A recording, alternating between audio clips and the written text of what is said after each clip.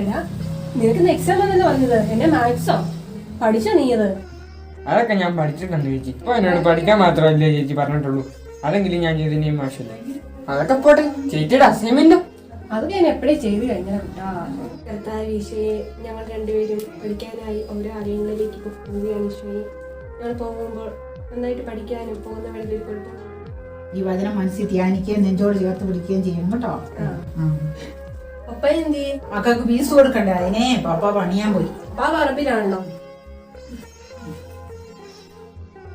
ദൈവമേ, മമ്മി ഇന്ന് ചോറിട്ടില്ല മുണ്ടിട്ടില്ലെന്ന് തോന്നുന്നു. ചോറുണ്ടാതെ തോന്നുന്നു ഇന്ന് അവിടെ പണിയുന്നത്. എന്തിനായിട്ട് ഇങ്ങനെ പണിയുന്നത്? വയറ് വലിഞ്ഞു മുറുക്കി വിശന്നിട്ടായിരിക്കും അവിടെ നിൽക്കുന്ന ചിലപ്പം. ചേച്ചി എപ്പോഴാണ്? ഞാൻ വന്ന് ഡ്രസ്സ് മാറിയല്ലോടാ. ഇന്ന് അമ്മ ഒന്നും കഴിച്ചില്ലേ? ഇല്ലെന്ന് അത് ഞാൻ പറഞ്ഞില്ലല്ലോ. നീ ഒന്നും കഴിച്ചില്ല, കഴിക്കാതെ പോയെന്ന് പണി ചെയ്യുന്നത്. നീ ചോദിച്ചു മമ്മി മമ്മി ഇന്നും ഒന്നും കഴിച്ചില്ലേ? ഇങ്ങനെ തുടങ്ങിയ എന്നെ അമ്മ ഇത് വീട്ടിട്ട് വന്നിട്ട് ഒന്ന് എടുത്ത് കഴിച്ചോളാം. കൊച്ചു കഴിച്ചു. അല്ല, ചേച്ചിയും കഴിച്ചില്ലേ? അമ്മയും കഴിച്ചില്ല, ചേച്ചിയും കഴിച്ചില്ല. എടാ, ഞാൻ വന്നപ്പോ കഴിച്ചാണ് കുട്ടാ. നമുക്ക് വേണ്ടിയല്ലേ അമ്മയൊക്കെ ഇങ്ങനെ കിടന്ന് അധ്വാനിക്കുന്നത്. അപ്പൊ അങ്ങനെ കിട്ടാൻ പറ്റത്തില്ലല്ലോ. ഇത് കൈയോടെ കൊടുക്കുകയാണെങ്കിൽ കഴിച്ചോളൂല്ലോ. മക്കളെ നമുക്ക് കുറച്ച് ഉത്തരവാദിത്തങ്ങളില്ലേ, അത് കണ്ടറിഞ്ഞ് ചെയ്യുമ്പോഴാണ് അവിടെയാണ് നമ്മുടെ വിജയം. മമ്മി ഇതേ മമ്മിക്കുള്ള ചോറ് എടുത്ത് വെച്ചേക്കുന്നു. വാ, ഇനി ഞങ്ങൾ ചെയ്തോളാം പറമ്പിലെ പണി. ചേച്ചി ഞാനും സഹായിക്കാം. ഞാൻ ഡ്രസ് മാറി ഇപ്പം വരാം.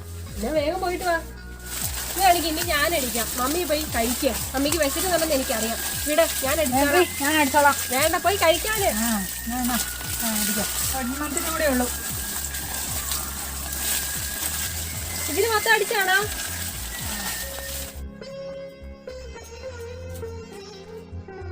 സൂക്ഷിച്ചെടുക്കട്ടെ, കയ്യെ മൊത്തം അരിക്കൊക്കെയാണ് കേട്ടോ. അമ്മ ഇത് മൊത്തം കഴിക്കാനുള്ളതാണമ്മേ. കുറച്ച് വർക്കൗട്ട് ചെയ്യണം കേട്ടോ. അമ്മേ, ചക്ക ഉറപ്പാണെങ്കിൽ എന്റെ കൂട്ടുകാർക്കും കൂടെ കൊടുക്കാനുള്ള എനിക്ക് തരണം. അവനെനിക്ക് പേരക്കയും മാങ്ങയും എല്ലാം തരുന്നു. അപ്പുറത്തെ പറമ്പിൽ പണിയൊക്കെ എങ്ങനെ ഉണ്ടായിരുന്നു? പണിക്കാരൊക്കെ ഉണ്ടായിരുന്നു അപ്പൊ ഇന്ന്?